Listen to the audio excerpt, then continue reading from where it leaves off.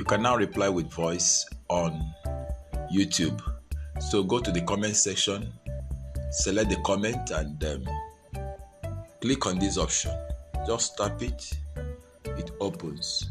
Okay, you see the voice area, just click on it, tap to record.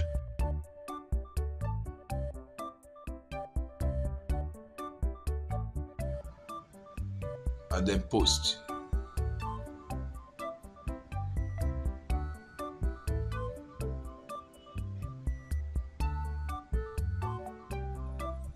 So you see voice reply uploading.